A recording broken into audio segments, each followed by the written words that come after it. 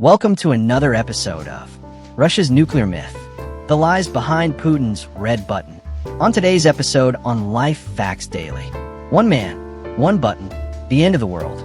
At least, that's the terrifying picture Vladimir Putin wants the world to see.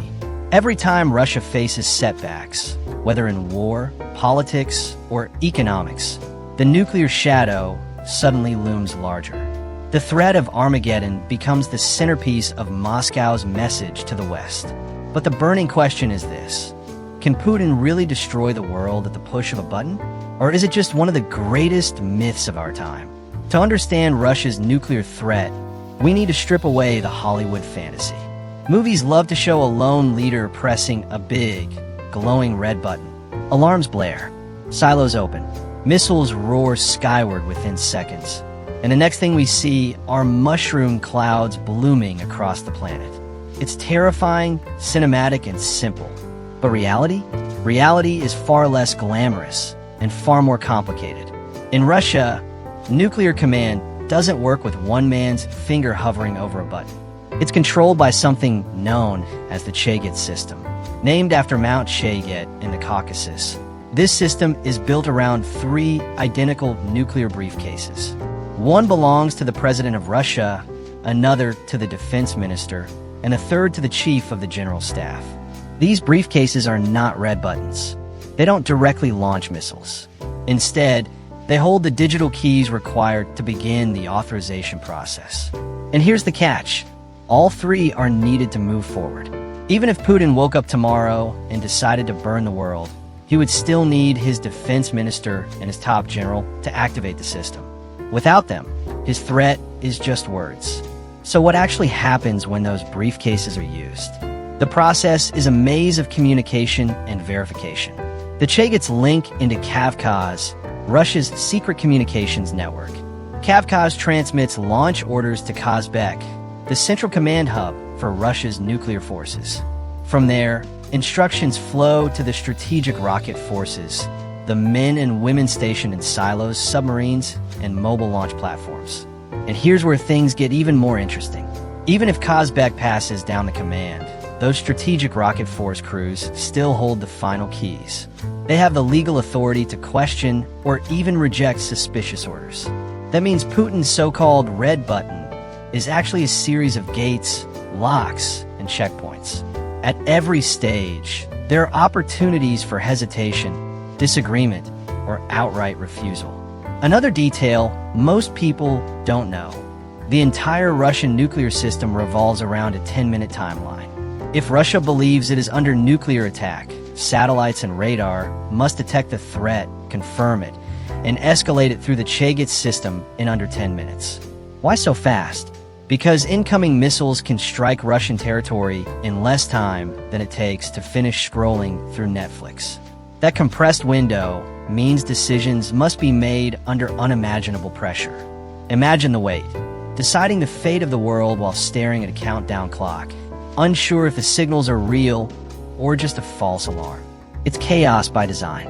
The system was built to ensure quick retaliation, but the very stress it creates also makes hesitation and errors far more likely.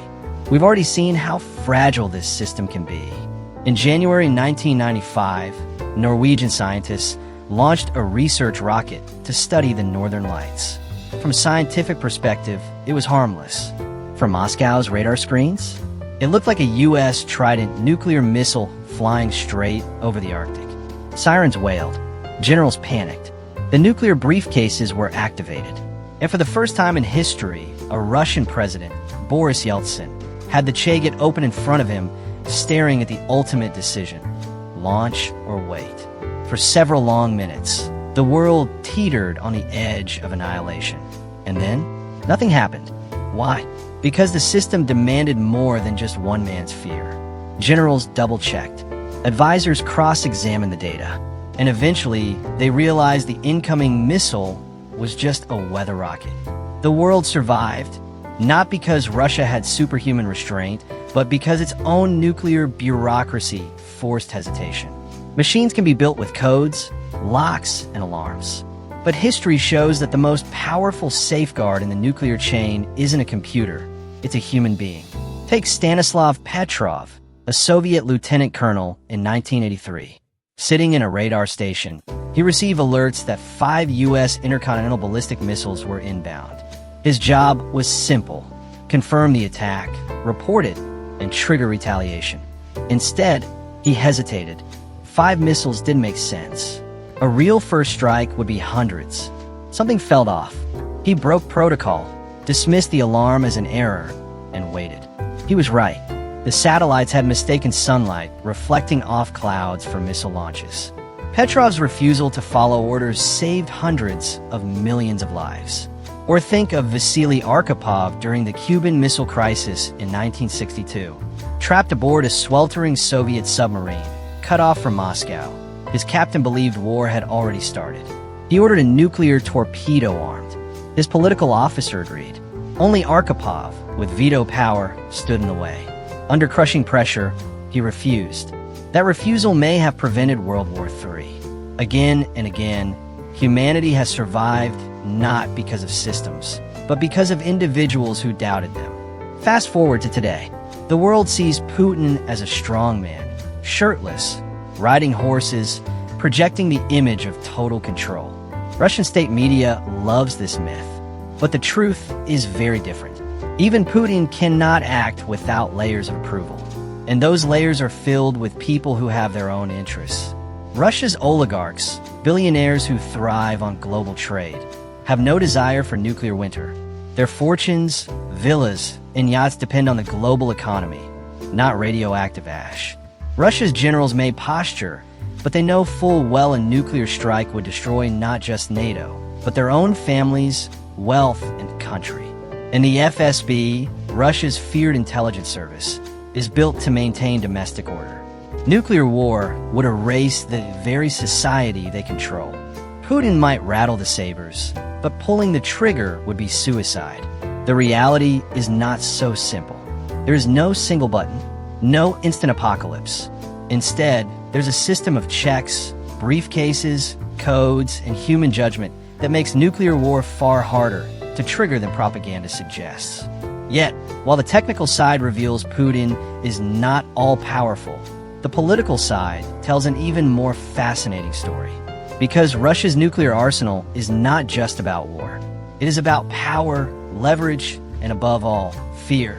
So, let's peel back the layers of politics, oligarchy, and geopolitics that bind Putin's nuclear ambitions.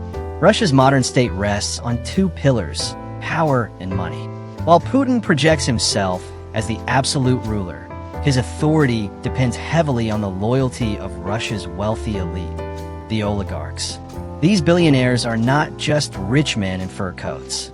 They are the beating heart of Russia's economy. They own the oil companies, the gas pipelines, the banks, the steel industries.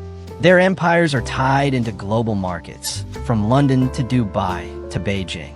For them, nuclear war is unthinkable. Imagine one strike and their foreign assets vanish. Sanctions would multiply 1,000 times. The global banking system would cut Russia off completely. Their luxury mansions in Europe? Gone. Their super yachts in the Mediterranean? Seized. So while Putin rattles the nuclear saber, his oligarchs whisper the opposite. Don't destroy the system that keeps us rich. This hidden pressure matters. Behind closed doors, the oligarchs are not afraid to push back. History has shown that when Russia's elite feel cornered, they act. They may not stage a Hollywood coup, but they can influence, stall, or refuse cooperation in ways that make Putin's threats far less absolute. Then there are the generals. Russia's military is portrayed as a loyal arm of Putin's will, tough, disciplined, unquestioning. But in reality, the upper echelons of the armed forces have their own interests. Nuclear war would not be a glorious victory for them. It will be the end of everything they know. Their families live in Moscow, St. Petersburg, and other Russian cities, the very targets that NATO would obliterate in retaliation. Generals are realists. They understand that NATO's nuclear arsenal dwarfs Russia's in both quantity and precision. If Russia fired first, NATO's second strike would erase the Russian military from existence within hours. So while Putin can posture, the generals calculate. and their calculations lean towards survival. Some experts even argue that if Putin ever gave a direct order to launch, there's a high chance military leaders would stall, question, or outright refuse. Because unlike the myth, in the real world, generals are not robots. They are men and women with families, careers, and a sense of history. They know they would go down in infamy as the people who destroyed civilization. No story of Russia is complete without the intelligence services. The FSB, successor to the KGB, is the guardian of Russia's internal order. It spies, suppresses, and eliminates threats inside the country. Its power is unmatched. But what would nuclear war mean for them? Simple: the collapse of the very state they control. Nuclear strikes would decimate Russia's cities, infrastructure, and population. The FSB would have nothing left to dominate. For this reason, analysts believe that the FSB acts as a shadow restraint. They monitor not only the population, but also the Kremlin itself. If Putin were to spiral into irrationality, it's possible the FSB could intervene. Quietly, ruthlessly, without hesitation. Because above all, the FSB survives by preserving the system. And nuclear war destroys the system. Now, let's step beyond Russia's borders. One of the most overlooked restraints on Putin's nuclear ambitions comes not from the West, but from the East, China. On the surface, Moscow and Beijing present themselves as strategic allies, united against the United States and NATO. But beneath the smiles and handshakes, China has no interest in global nuclear war. China's economic rise depends on stability. Its factories churn out goods for Europe and America. Its markets depend on trade routes. Nuclear war would collapse everything China has built for decades. So while China may tolerate Putin's saber-rattling, it quietly applies pressure behind the scenes. Do not drag us into chaos. If Putin ever seriously considered a nuclear launch, Beijing's response could be decisive. China could cut off economic lifelines, withdraw political support, or even threaten Russia with isolation. In short, China would not stand by and watch its future evaporate in mushroom clouds. Then there is NATO, the shield of the West.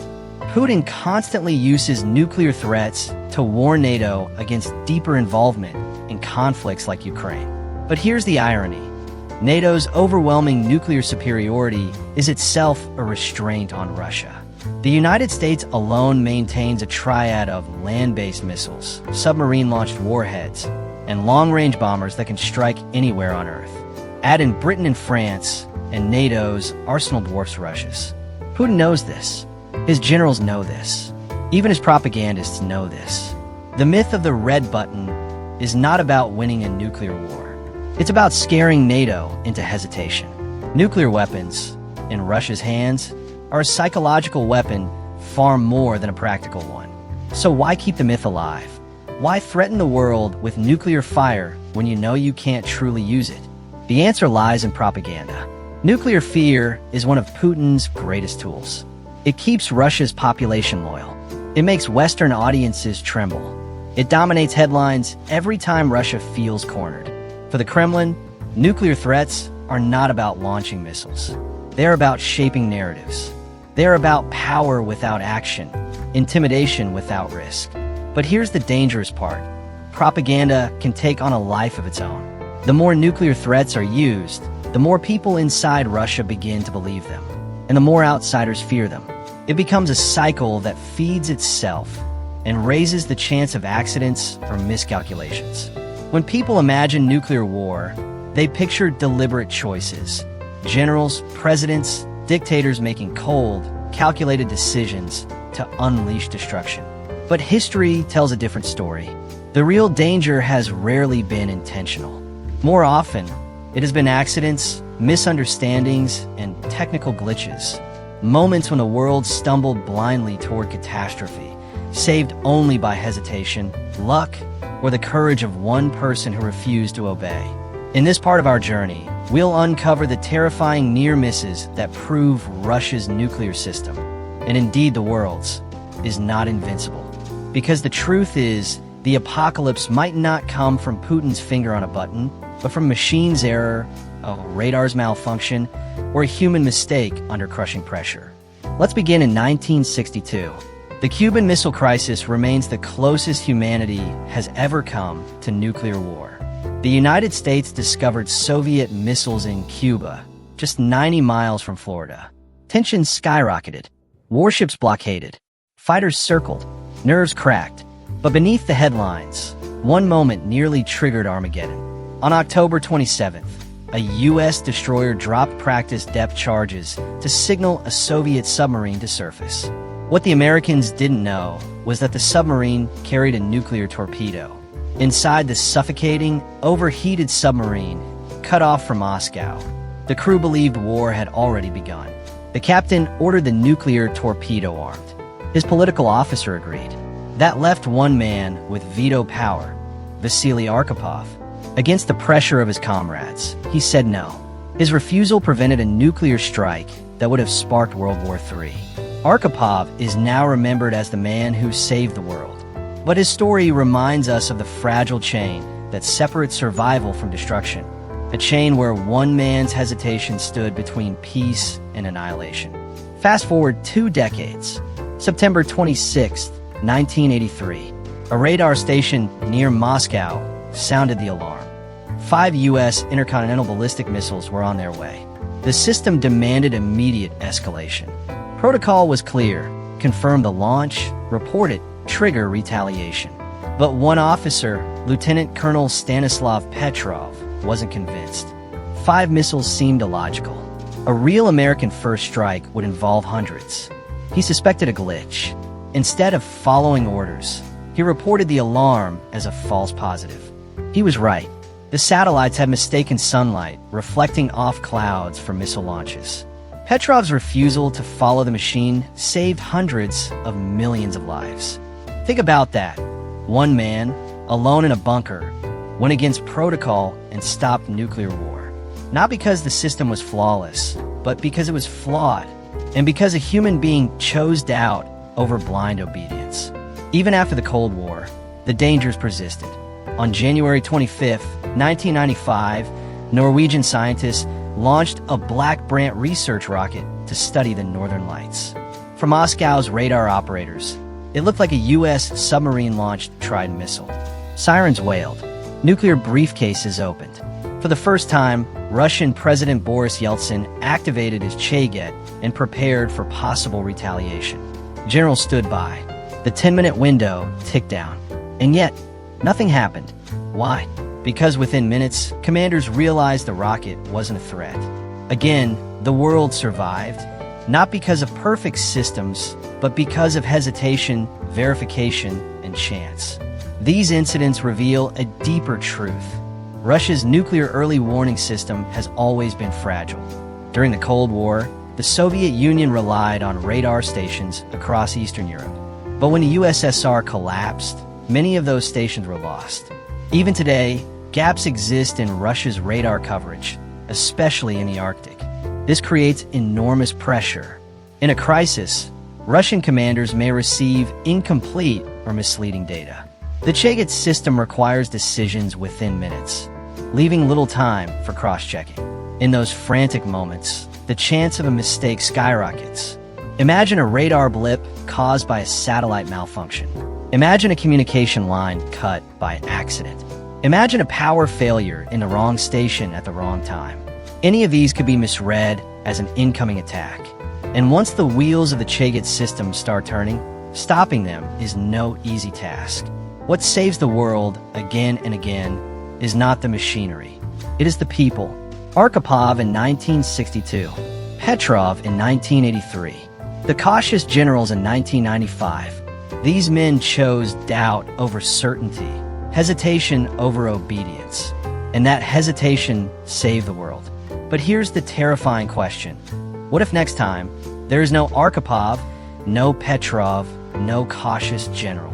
What if the chain of human restraint breaks and the system runs its course? Today, the risks may be greater than ever.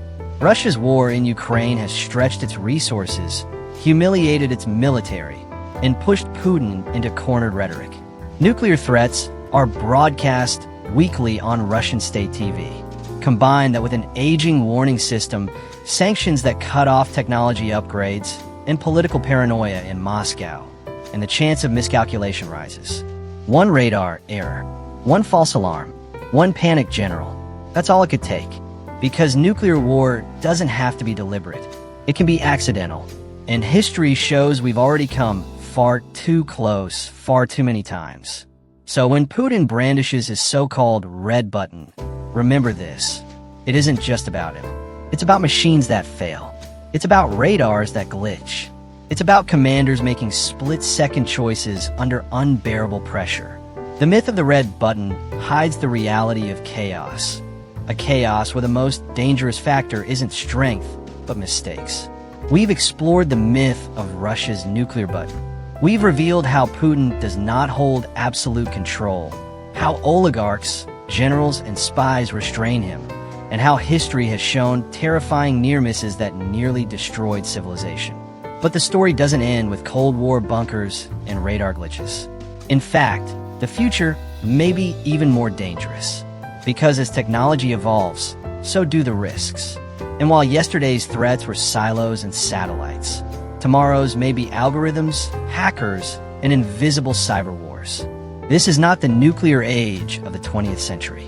This is something new, something unstable, unpredictable, and perhaps uncontrollable. Artificial intelligence is revolutionizing industries, from medicine to finance to defense. Militaries worldwide, including Russia's, are racing to integrate AI into their decision-making systems. The logic seems simple. AI is faster. It can analyze radar, satellite, and communications data at lightning speed. It doesn't get tired. It doesn't panic. It doesn't hesitate. But here lies the danger. Nuclear deterrence relies on hesitation.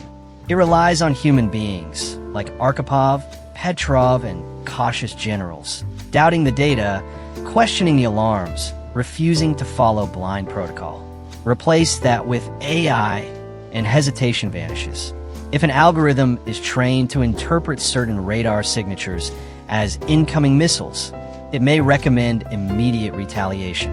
In the world of AI, milliseconds matter more than doubt. And if human leaders trust those systems too much, the red button myth may become a reality. Not because Putin pushes it, but because a machine says it must be pushed. Even more alarming is the rise of cyber warfare. Imagine a hacker breaching Russia's early warning systems. Imagine them feeding false radar data that simulates a US attack. Imagine AI cross-checking and confirming that false data as accurate. Within minutes, the Cheget briefcases activate. Generals scramble. The 10-minute clock ticks down. And all of it, could be triggered by a keyboard in a basement thousands of miles away. Experts have long warned that nuclear systems are not immune to cyber intrusion. In fact, many of Russia's military communication systems rely on aging Soviet infrastructure patched with modern technology. Every patch creates vulnerabilities. And Russia isn't the only target. The United States, NATO, China, all nuclear powers face the same threat. Cyber warfare turns the old nuclear standoff into something far more chaotic. Because unlike missiles, hackers don't leave contrails. There is no warning, no obvious enemy, just chaos. For decades, the world has comforted itself with one idea. Nuclear weapons are safe because they are controlled. They're under lock and key, protected by layers of codes, protocols, and human oversight. But the digital age erodes that comfort. The more connected systems become, the more fragile they are. The more data flows between satellites, radars, and bunkers, the easier it becomes to corrupt that data. The red button was never real, but the myth of control, that may be collapsing before our eyes. The nuclear arsenal isn't the only danger. Around the world, nations are developing autonomous weapons systems, drones, submarines, and robotic platforms capable of acting without direct human command. Russia has already unveiled unmanned nuclear-capable submarines, like the Poseidon, designed to deliver radioactive tsunamis against enemy coasts. Once deployed, these machines could patrol silently for months, waiting for activation codes. But what happens if communication is cut? What if a malfunction triggers a launch? What if hackers take control? The frightening truth is that the further humans step back, the more power we give to machines that do not understand hesitation, morality, or fear. And then there's politics. In the Cold War, the nuclear world was bipolar. US versus USSR. Today, it's multipolar. Russia, the United States, China, India, Pakistan, North Korea, each with their own doctrines, fears, and rivalries. In this crowded landscape, miscommunication is even more likely. One regional skirmish could trigger global escalation. A cyber attack meant for one system could ripple into another. A false alarm in Moscow could collide with paranoia in Washington. The nuclear age is no longer defined by two giants staring each other down. It's a chaotic marketplace of threats, misunderstandings, and mistrust. So why does Putin keep waving his so-called red button? Because nuclear fear still works. Even as technology evolves, the psychology of terror remains the same. When Russian media talks about turning Western cities into radioactive ash, it grabs headlines. When Putin hints at nuclear retaliation, NATO hesitates. Fear is cheap. Fear is powerful. Fear makes Russia appear stronger than it is. And as long as the myth of the red button survives, it will remain one of Putin's most effective tools. The question isn't just whether Putin would ever use nuclear weapons. The question is whether the system, human, digital, or both, can survive the chaos of the 21st century. Because the dangers of tomorrow may not come from deliberate choices. They may come from algorithms misfiring, hackers manipulating, or leaders trusting the wrong data at the wrong time. The myth of the red button was always about control. But the real fear of the future is losing control entirely. For decades, the world has lived under a terrifying image. A single man, seated in the Kremlin, hand hovering over a glowing red button. At any moment, Vladimir Putin could decide to unleash nuclear fire and destroy civilization. It is one of the most powerful myths of the modern era. Simple, cinematic, and terrifying. But across this journey, we've shattered that myth. We've seen how Russia's nuclear command system is not a button, but a labyrinth of briefcases, codes, generals, and human hesitation. We've seen how oligarchs, spies, and allies quietly restrain Putin's hand. We've uncovered the near disasters of the past. The Arkapovs, the Petrovs, the Yeltsins, where hesitation, doubt, and sheer luck saved the world. And we've looked into the future, a future where AI, cyber warfare, and autonomous weapons may create dangers far greater than any dictator's will. So now comes the final question. What does it all mean? What does the red button myth reveal? Not just about Russia, but about humanity's relationship with power, fear, and survival. Putin wants the world to see his nuclear arsenal as proof of Russian strength. But in reality, nuclear weapons reveal Russia's weakness. Strong nations rely on innovation, trade, and alliances. Weak nations fall back on threats of destruction. Nuclear weapons are the great equalizer for a Russia that struggles to compete economically, technologically, and diplomatically with the West. By constantly reminding the world of his nuclear arsenal, Putin exposes the truth. Without fear, Russia has little leverage. The myth of the red button is not about confidence. It is about insecurity. Again and again, history has shown that the world survives because of human beings who resist the machine. Vasily Arkhipov, Stanislav Petrov, generals who hesitated, presidents who doubted.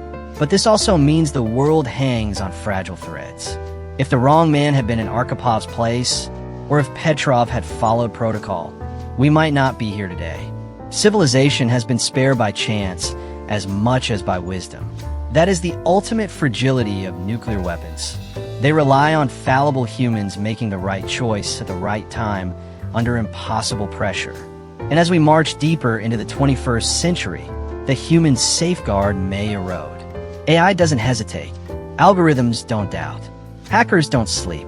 The myth of the red button was always about one man. The truth of the future may be far more dangerous. No man at all. Decisions outsourced to machines. data corrupted by invisible enemies, a world where hesitation, the very thing that saved us, is erased. The red button may not exist, but the systems we build around it may prove just as deadly. Why does the myth endure? Because fear works.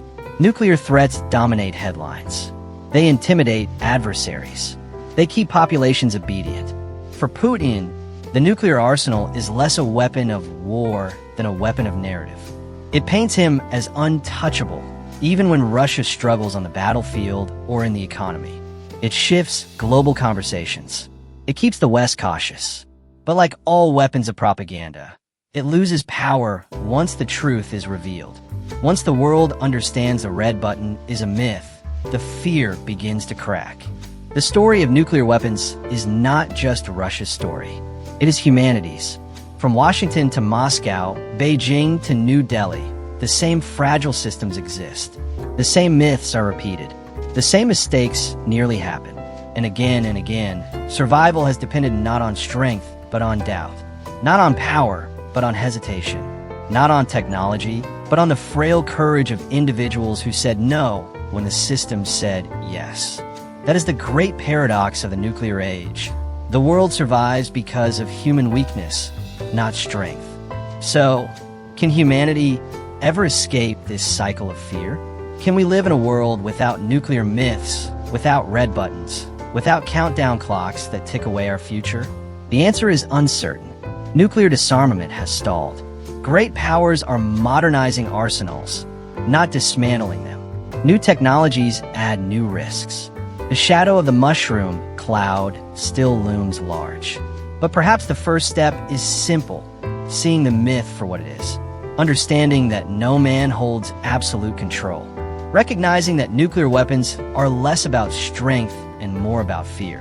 And remembering that again and again, survival has come from hesitation, from the refusal to obey the machine. So when you hear Putin or any leader threaten nuclear destruction, remember this. The red button is a lie. The real danger is not one man's decision. The real danger is the chaos of machines, the fragility of systems, and the mistakes of humans. And perhaps the greatest weapon we have against that chaos is not power, but doubt.